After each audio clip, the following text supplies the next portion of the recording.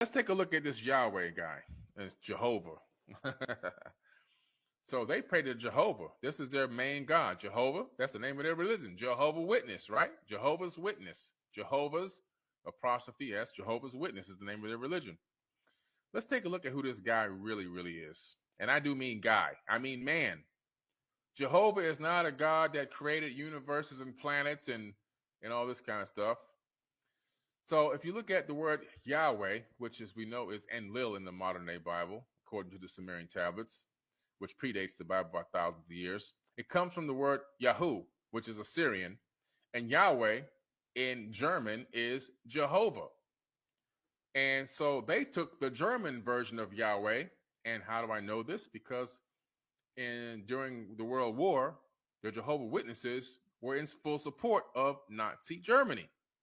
They even wrote in their personal, they have a book that the elders books, they have a book that they read that they go by. It's like the Elders Bible.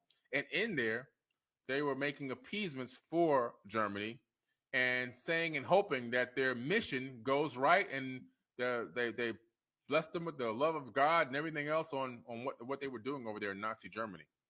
And so they took the German version of Yahweh, which is Jehovah.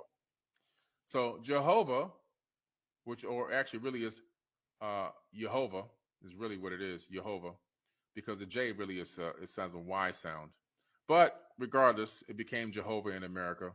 And so Jehovah is actually Enlil. So the power of Yahu in Akkadian, by the time of the return of the Babylonian exiles in the 530s BC, Yahweh was treated as a deity name in its own right. Akkadian grammar was apparently forgotten by those in Israel, and Yahweh is actually mistranslated in the English Hebrew scriptures as Lord. The word Lord is coming from a mistranslated word of Yahweh, which is actually a person, not a God. You see how this whole thing is screwed up for the Christians and the Jehovah's Witnesses? The whole thing is convoluted garbage.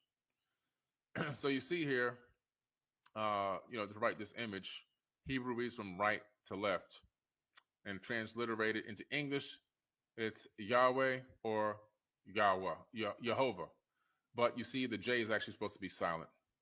In America, we've already incorporated the sound of the J, so we call it Jehovah. But it's really Jehovah. So now, according to the Sumerian text, Enki, also known as Satan, so his brother, he's not really Satan, but his brother is really Satan. Enlil is really Satan. But Enlil didn't want to... He didn't want to scare the people and make them think he was the evil one. So what he started doing was blaming everything on his brother Enki. And he even though Enlil was Satan, the Lord of Eden, he started saying, no, he's my brother. He's the one that's actually the evil one. He's Satan, not me. So he can keep the people worshiping him. But according to Sumerian text, Enki, aka Satan, created man and animals.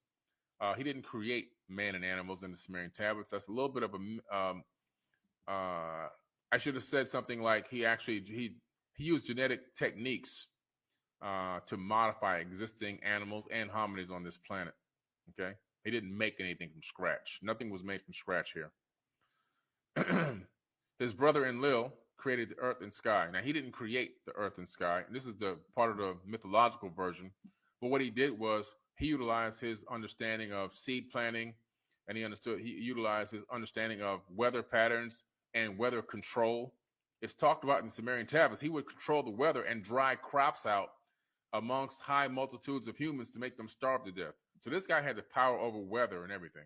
Okay, pretty interesting stuff. A rift came between them. So him and his brother started having a lot of arguments, kind of like Cain and Abel from the Bible, Esau and Jacob. And although Satan, aka Enki, was the eldest of the brothers, their father was a chief sumer god. Their father was Anu. That's where you get the term Anunnaki. Their father's name was Anu. But eventually Yahweh would rule over both earth and its creation. And what happened there, if you look in the Sumerian pantheon, they ruled by a number system. Okay, they had a number system. And even though Enki's number was higher than his brother Enlil, for whatever reason, which is not clear, it never is really said why or how this happened. Maybe Enki relinquished the right to be the king of earth, but Enlil superseded him and became the king of the earth. and ran the show here for quite some time. Each brother was considered an immortal, and therefore, if you wanted to hurt the other, you would not fight each other, as it would make no sense. So they wouldn't fight, because fighting each other would make no sense, because they had the technology to cure and heal each other.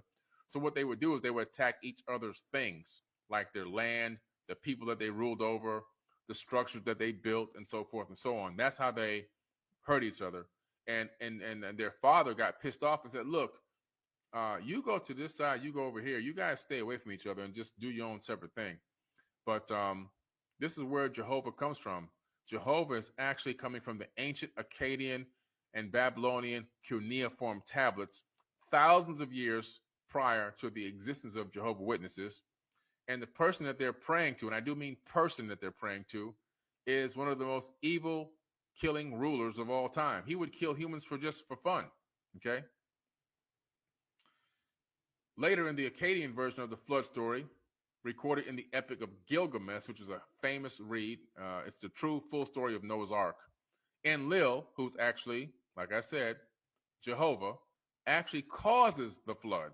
He actually causes the flood in the cuneiform tablets, seeking to annihilate every living thing on earth because he got tired of the humans who were so overpopulated they were making too much noise. He actually says this in the tablets. The humans are making too much noise. I just want to kill them. They're disturbing my sleep.